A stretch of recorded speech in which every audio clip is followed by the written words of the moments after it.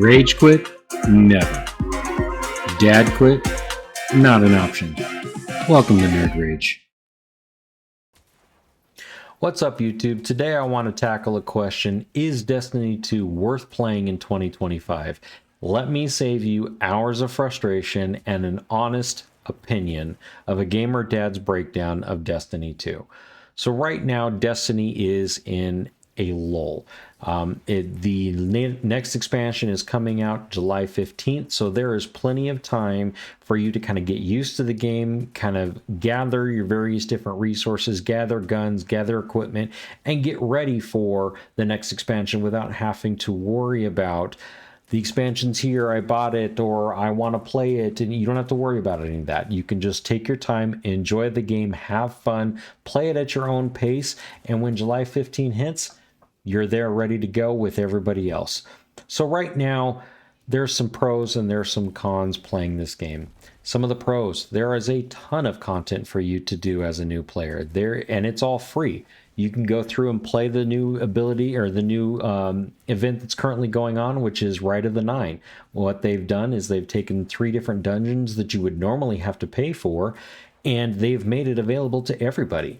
They've made different versions of the game, both harder and easier. They've made it so that you can queue for the easier versions of the dungeons. They've made it so that if you want to, you can still solo all the stuff. Some of the loot that dropped in there, they're making more readily available to players. They're making it have different roles for some of the different weapons that are available for people. Destiny and Bungie are constantly updating and changing things to make the content that they provide interesting, new, fun. And so it's definitely a pro for them. Like I said, there's so many different builds on how you want to play the game. You want to play a melee hunter? Great. You want to play a melee warlock? They've got you covered there. If you want to be a titan and punch things, guess what? They still got you.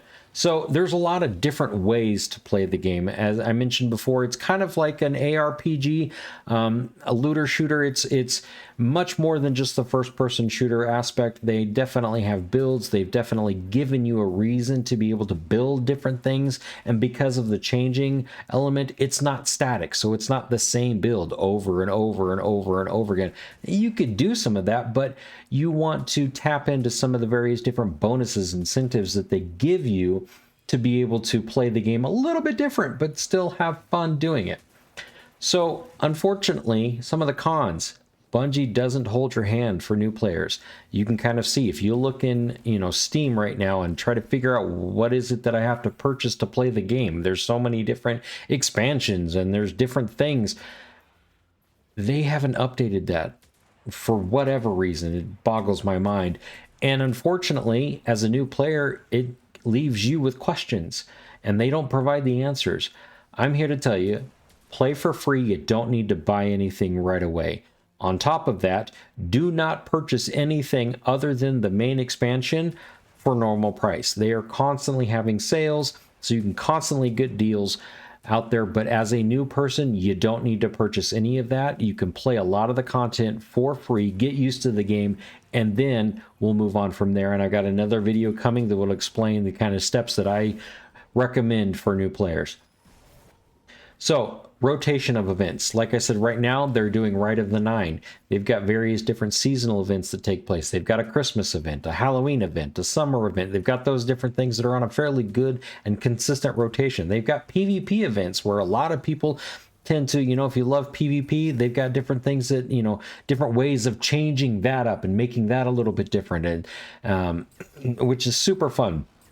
It's a lot of fun to every once in a while get in there and play PvP or do different things. I will say, if you want to play this game just for PvP, unfortunately, I recommend going somewhere else.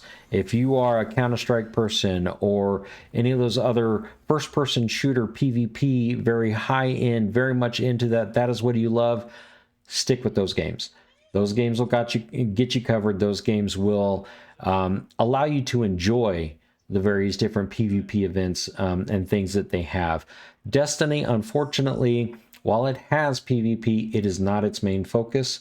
And you can kind of see based off of not only the maps that they provide and the different stuff, but the networking and things that they do. I don't like the fact that I've got to, deal with Joe Schmo who's down in Brazil and his lag is, ridiculous. And I'm trying to, shoot him and he's bouncing all over the screen because of the way that they decided to do networking. They don't have server hosted. And anyway, that's a whole nother discussion. I'm an IT professional and it drives me nuts. So as long as I take that with, I'm doing PvP just for fun every once in a while, I'm not taking it as a highly competitive event. And you can call me dad gamer or bad at the game, whatever, that's fine. I just want to forewarn you, if that is your main focus and the only thing that you want to do, I would skip this and move on to something else. You'll get much more enjoyment playing a different game that gives you those things as a main focus. PvE wise, again, ton of different events that are going on. You can kind of see in the gameplay background right now. This is a new event. This is something that we've not seen before. It's a mechs versus tanks PvP event, 3v3, one map. It's kind of fun. It's where nobody's putting any stress or making it a super, hardcore, whatever type of event. It's just kind of fun to chill. Maybe have some friends on Discord, just kind of play on a Saturday afternoon, just kind of have a fun time shooting rockets at each other and blowing each other up. It's fun. It's good. And they're constantly doing new things, new events, to give you various different loots. In this particular one, at the end of this, we get a Sparrow. If you would like to grind for it, you get a Sparrow that has the availability to have missiles or shotgun shells or whatever it is that you shoot off, to do damage to enemies. Something new they've never done. I'm excited to see what they do. Maybe, who knows, Bungie, get some Sparrow racing in there where we shoot each other. But they've got a lot of different things for you to do. One of the things that I love about this game is they let you customize how your character looks. Fashion, definitely, for everybody that knows, is the true end game. But you can customize the color of not only your weapons, but every piece of armor that you have. You can customize how you look. And they're constantly coming out with new things. So as you go through, you're like, oh man, I like how this looks with this particular armor piece. They've got a ton of different things out there for you to do and free ways for you to earn it as well. That is a wonderful thing. They do have paid options. They do have paid colors that you can get, or different cosmetics that would be paid for, as far as, they'll do event like, with the latest expansion, you can get 3 different cosmetics if you buy the Ultimate Edition. They're Star Wars themed. If you love it, great. And you want to make it cool, awesome. If you don't like Star Wars, you don't have to get it, but it doesn't affect your gameplay. And I think that's a very good way of going about some of the different things in the store. And we'll get to that in a little bit. They have crafting in the game. They have the ability for you to take weapons and craft it because you want to make the perfect god roll and you want certain abilities for your different type of gameplay. They have that available. Not for every weapon, but they do have a decent amount of weapons. A lot of the raids, when they come out, they make it so that, you get 5 what they call red borders, which is a random drop that drops, in the activity. And once you get those, you can then take it to the crafting station and craft the roll that you want, because they understand that, sometimes you'll never get the god roll for whatever reason that you want, or you've spent so much time and you've never gotten it. This allows you to get a god roll, make it, play with it, and have it in your arsenal for all the various different builds that you want to have. And it's great. I think it's a great option. They have achievements in this game. So if you are the no-lifers that like to have every checkbox on your list marked so that you have all the titles, all the achievements, they've got that for you. They've got a ton of their titles and achievements and different things for you to hunt for if that's what you want to do. If you just want a title, the great thing about them having that checklist is you know what you need to do to get that title. So if you like the title and you want to go for it, it's awesome. They've got the achievements listed there so you can see them in the game, understand what you need to do next, and go and do that. So that's another aspect of the game that's absolutely fun to play. Now let's get into the store. Some people like it, some people hate it. It has two different types of currency. You have your silver, which is the monetary version of your dollar. When you purchase silver for their store, you have to purchase it with real life money. You also then have something called Bright Dust. Bright Dust is free to everybody.